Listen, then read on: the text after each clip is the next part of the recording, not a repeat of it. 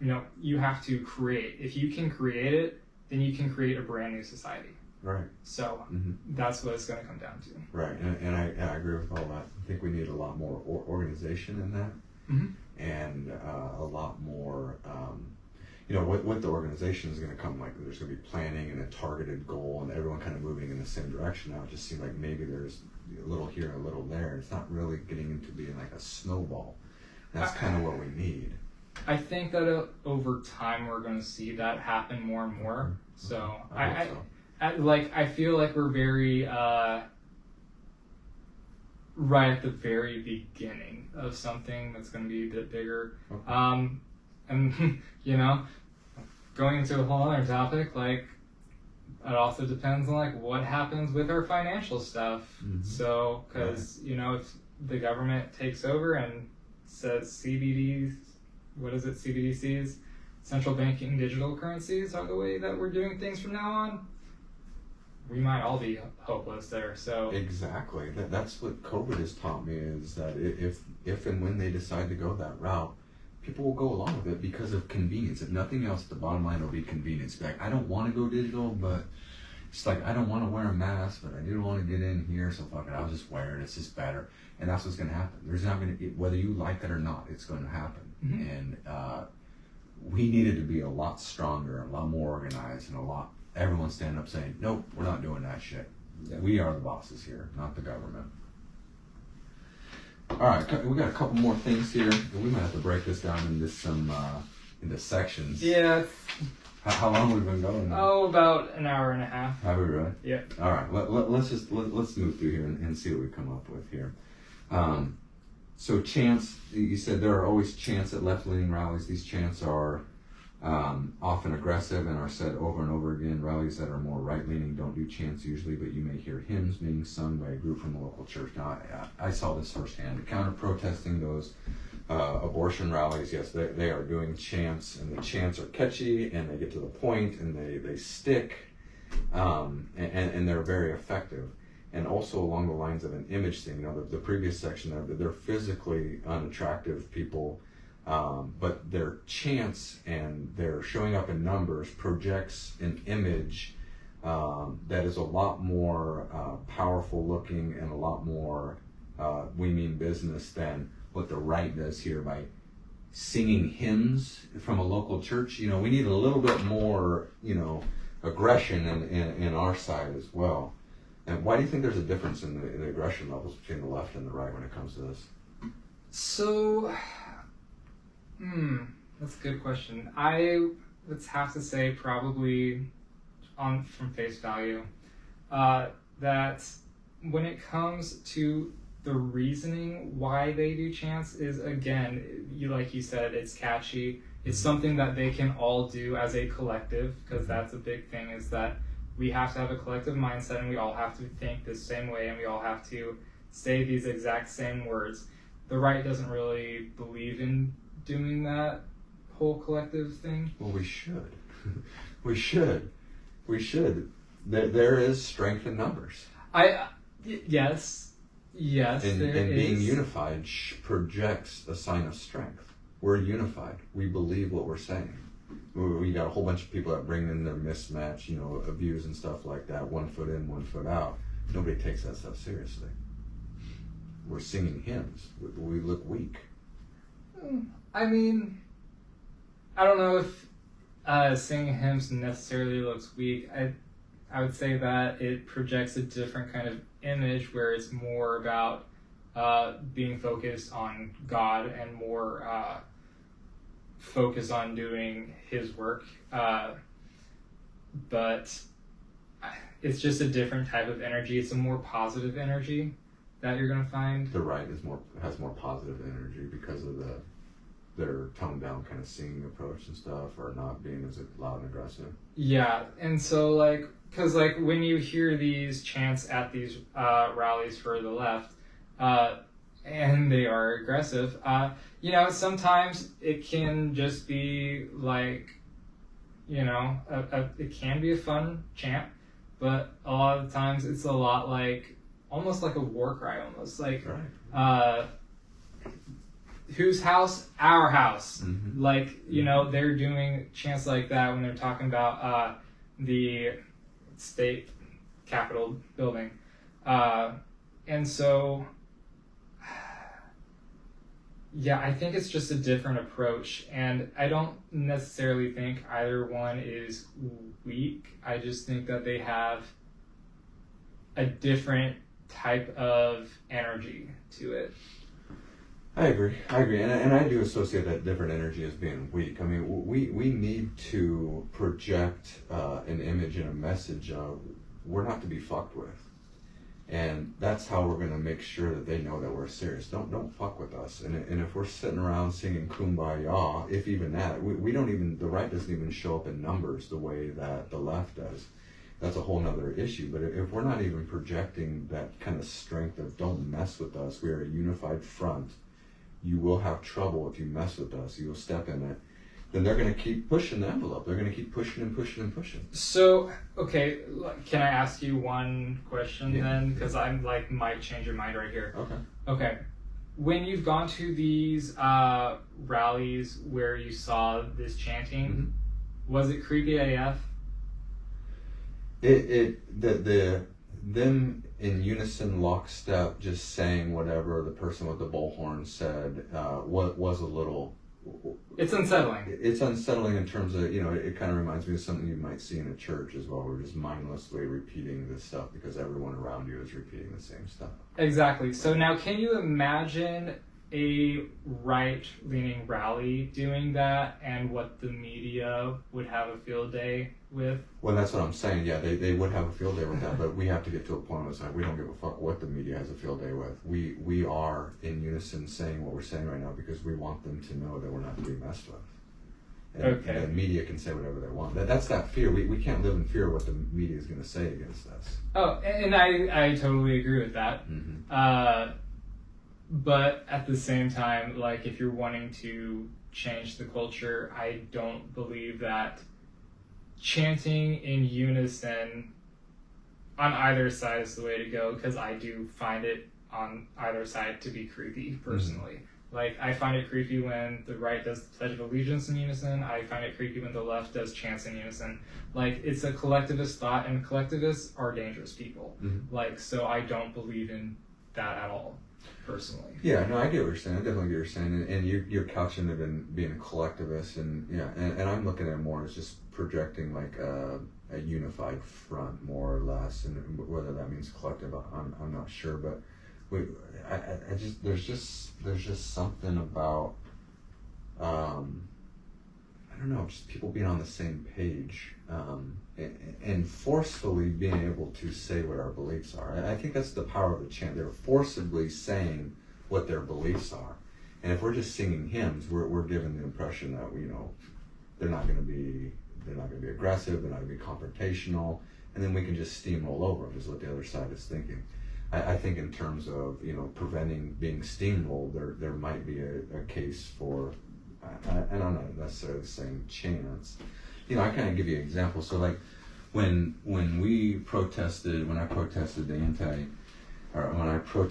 the pro-abortion rallies that took place here in Lawrence, it was me and one of my friends primarily, and occasionally I had two other friends that showed up for a little while, but mainly it was just me and her, across the street from a group of, every time, about 75 to 100 protesters, and they would chant. Of course, it's just us.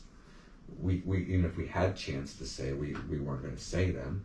But what I would do is, you know, we're not just going to sit there and be silent. I think that's what I'm trying to get at, is that we're not just going to be silent, whether that comes across in a chant or something else. But what I would do is I would just sit there and yell across there, like, oh, you can do better than that, motherfuckers. I can hardly even hear you. You know, and I start targeting the men, like, hey, guys, I can only hear the women over there. What's with you guys? You guys are a bunch of, you know, sissies over there. We just need to be viewed as not being silent, I guess. And if that comes across as like a unified chant or in unison chanting something, I guess. But I think the important thing is just not being silent on these things. And they are very good at not being silent on this shit, like the squeaky wheel gets the grease kind of stuff. Sure. But I realize that that's even asking a lot, because people didn't even show up on the right to counter protest. I'm asking them to not be silent. They don't even show up to the rallies, you know. And so I mean, we got a lot of work to do on that, I suppose. And that kind of goes into, you talk about the vibes here, and the difference between the kind of environment that you experience there. You say at left-leaning rallies, the vibe is almost always negative. There is an energy that courses through the air that is a mixture of anger and fear that the people seem to feed off of. They often feel like they are victims, and it amps up the negativity. Right-leaning rallies tend to have more positive vibes. They tend to have hope, putting their trust in God. When worry is expressed, it is never for themselves, but rather for their children and the future of the country. So what is so appealing? Why would anybody even be interested in joining the left if it's just negative vibes? And on the other side, like, oh, it's positive over here. What is so attractive about being so damn negative? When you feel hopeless, you get affirmed, you're getting affirmed by the left that you have every right to feel hopeless. And that's a good feeling when you are getting affirmed for your anger, for your hate, for your fear. Like, you feel more welcomed and you feel more safe, accepted in a way. Yeah. That's your people, that's your tribe. Exactly. This is where you belong. Exactly. Even if everyone's just kind of sitting around miserable about their appearance and how they're treated and all that, it's the like you said, the affirmation. Like, you didn't do anything wrong. Right. It's those other people. Yeah.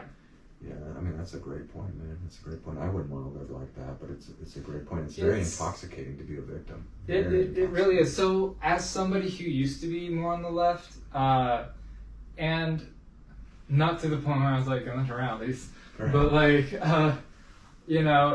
there is a certain point of like, a certain view of the world is a bad place, and like, people don't like me because they're homophobes or because of this or because of that. Like, it really just, negativity is such a powerful thing for people. Like, when we talk about, like, you can get a bunch of positive comments, but the moment you get one negative one, that's what you're focused on, right? And so it is such a powerful energy that they really feed off of. And so they like to feel like they can be that victim and get the affirmations that they desperately desire. Yeah. How do you push back against that? How do you combat that? So that's not really necessarily something that you can do specifically to combat. That's more of a personal decision that somebody makes, right? Like, you don't choose you don't choose to decide how I view the world, right? I choose to decide that for myself. Same goes for these people, right? If they want to see it in a negative light, they're going to see it in a negative light. If they want to see it in a positive light, they're going to see it in a positive light. And, there might be a trigger that makes them go, oh, actually, because of this, like, I can understand this thing now, and I can view things, and like, it can start chipping away. And that does happen for a lot of people. I think that happened a lot during the pandemic for a lot of people. But it's something that it really is kind of a personal decision, I think. Yeah, and I agree. I see what you're saying. I think that there is something that can and should be done in terms of making, the left ideology and mindset so unappealing to people that you wouldn't want to go there. So, like, calling it out and being like, look, these people are negative. They're unattractive, they're miserable, they're whiny little cunt victims. Like, what is so appealing about that, dude, to try and influence people? Don't go over there. I get that they're going to affirm you're going to feel good, you're going to feel safe, but look at these people. These are not people that you want to follow. You don't want them to be your leaders. They're miserable. They're weaklings. The men over there are really, really weak. I think it's a personal perspective and a personal view on the world, but at the same time, there is something that I think that can be pushed back on. That there's like, the right is a more appealing position to take because, just like you said in here, we're more positive. At the very least, we're more positive. We're more hopeful. Why would you want to just bathe yourself in misery?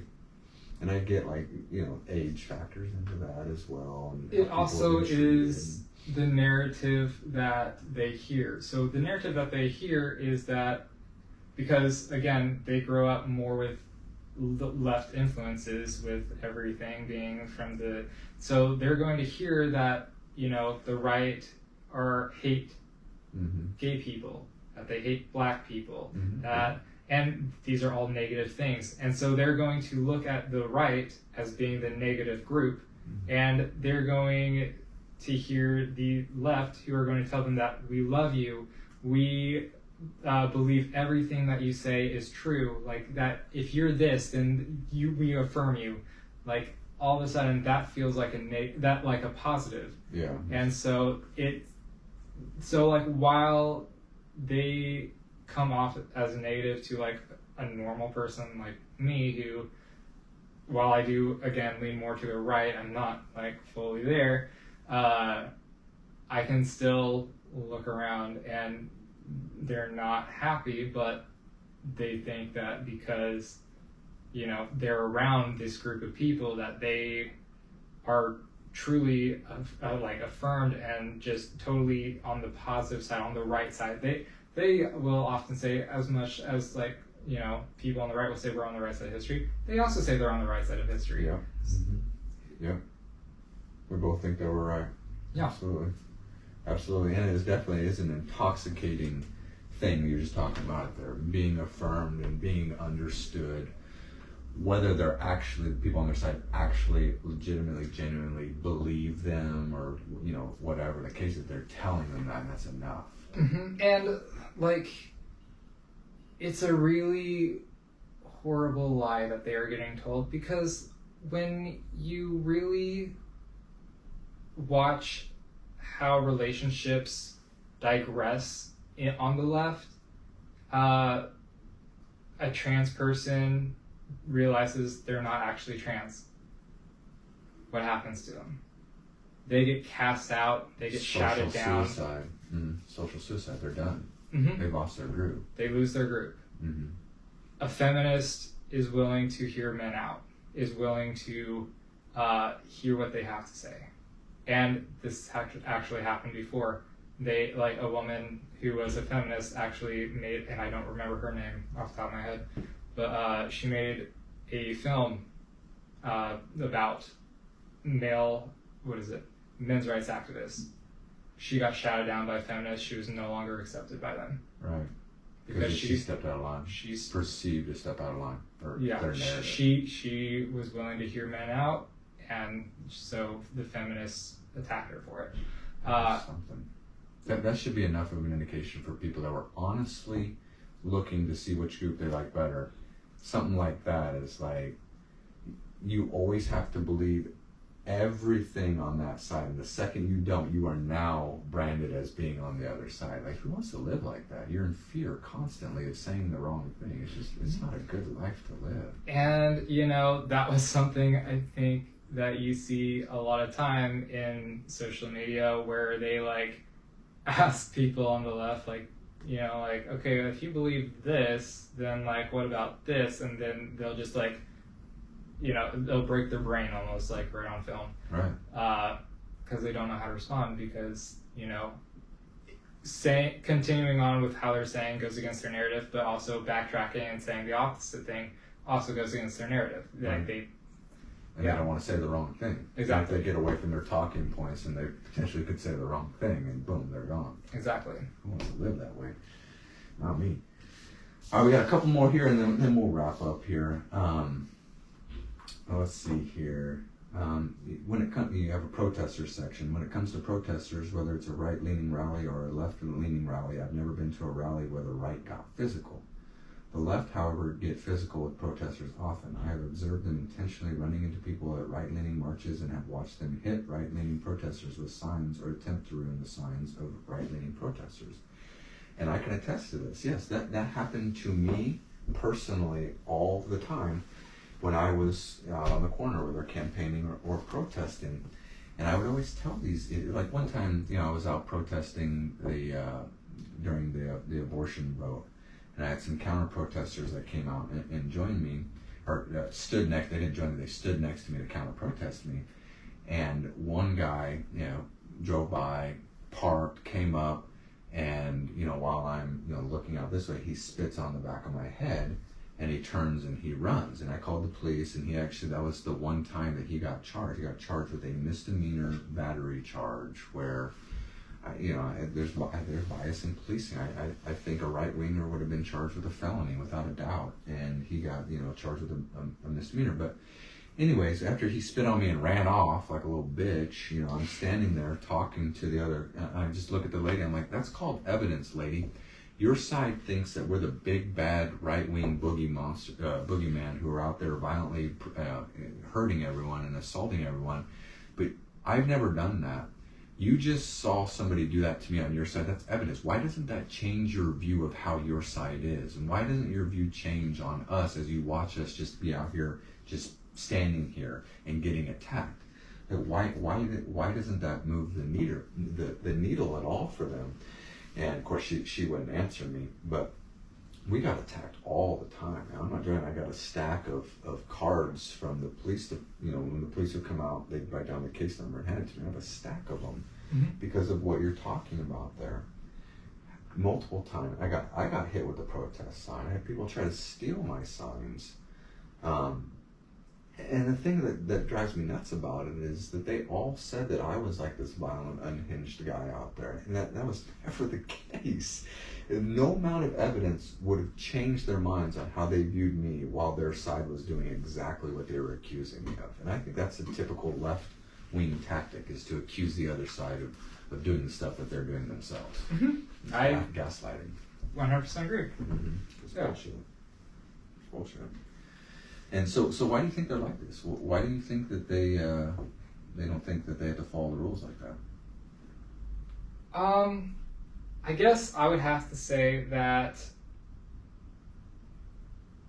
I don't even know if they are fully comprehend what they're doing. It's almost like one of those after the fact sort of situations where after they do it, they're like, oh crap, I could have gotten in trouble for that. That's exactly right. That, in my experience, that is exactly right. When at another rally that I was protesting during the abortion vote here at South Park here in Lawrence, we were standing with our signs as the rally broke up and they were going to do a march. So they all come walking past us to go march down Massachusetts Street. And I had a lady just come walking by and try to grab my sign and take it from me. And I'm like, what the fuck are you doing? You can't do that. And she's like, I didn't do anything.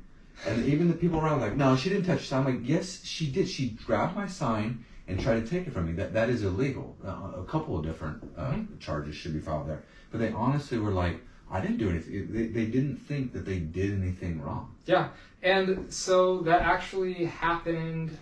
Oh gosh, it was I believe in one of the Dakotas, where that man killed a boy who was wearing a MAGA hat. That's right. Mm-hmm. And that's right. He didn't think he did anything wrong. Right. It's come to that real extreme, where when you can dehumanize a person enough that you can physically do something and not feel like you're in the wrong, you've gone way too far in whatever direction you're going in. And I believe that a lot of people on the left are getting that far. Right. So I think that's a great point. I think entitlement also factors into it. I think that they're entitled because they think that they're right, and they've been told that they're right, and they've been told that how wrong we are, and it goes into, if they view us as less than human, then they can go ahead and act violently towards us, and that they think they'll get away with it. So Yeah. they're justified in doing it because we're so awful. And the more easily you can dehumanize a person, the more easily you can justify that stuff. So Yeah, unfortunately. All right, so some of the stuff we've talked about here, we get into the collectives versus different perspectives, and you talk about how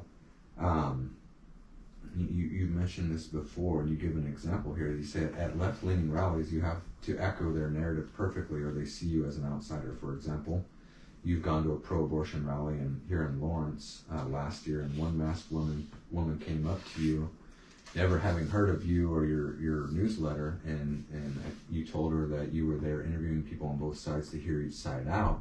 And the moment she heard you say that you wanted to hear both sides, she rolled her eyes at me and said, "Okay," and walked off while I was still speaking.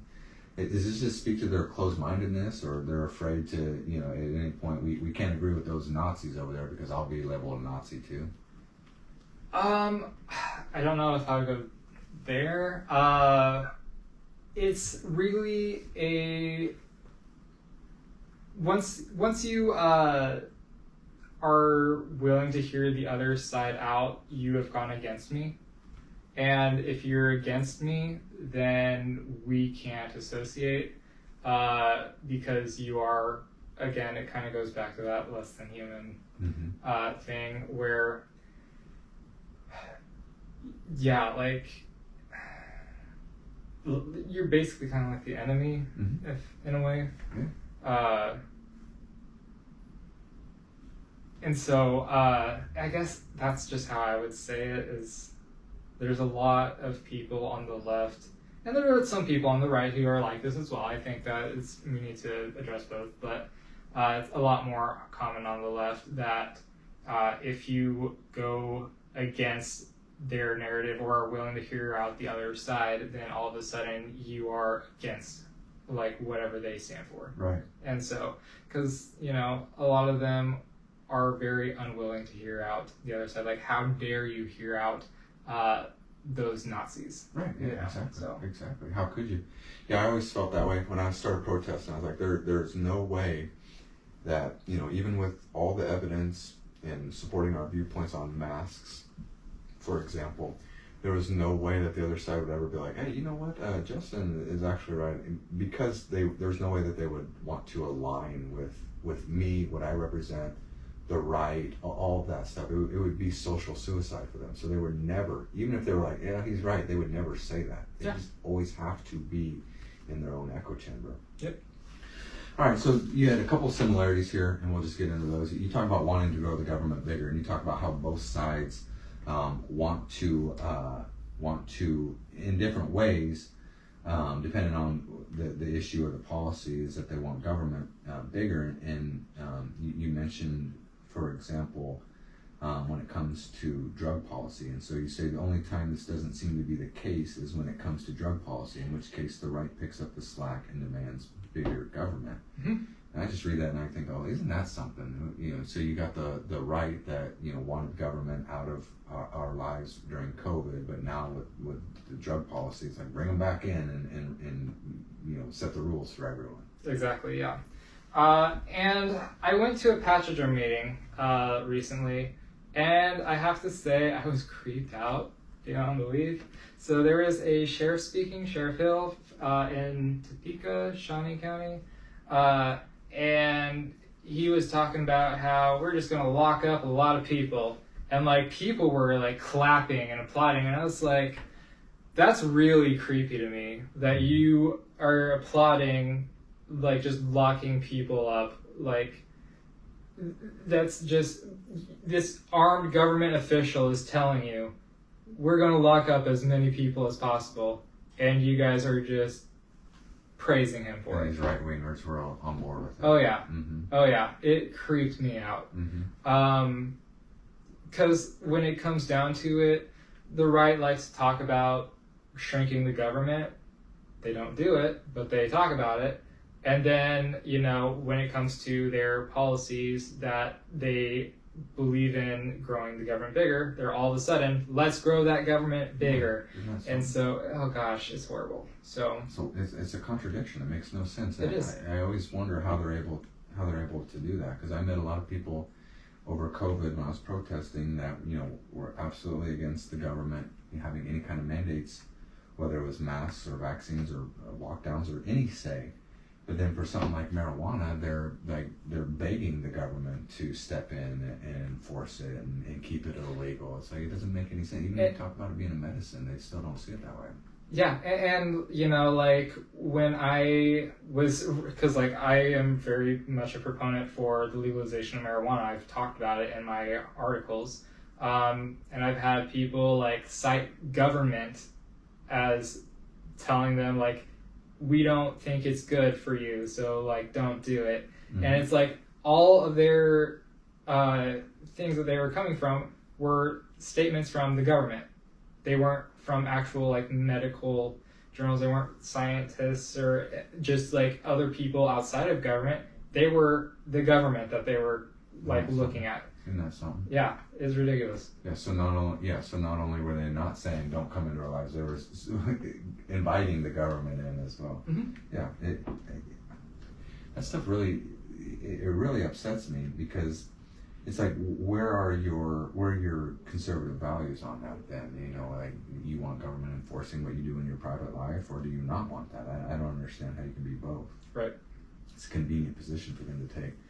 And then the last one you got here is, a love for socialism over capitalism. And I thought this was, this is a take that, someone that's been on both sides can make. And I was hoping you could kind of explain a little bit more, because you're talking about this as a similarity. You're saying that the right wing has a love for socialism over capitalism as well, and you say both the left and the right fight to end capitalism, but the right tends to be more sinister in their approach. Yep. The left outright states that they are for socialism or even communism. They oftentimes describe capitalism, believing what they're describing is socialism or communism, and say that that's why we need to implement the destructive economic policies. So can you say more on that? What do you mean by that?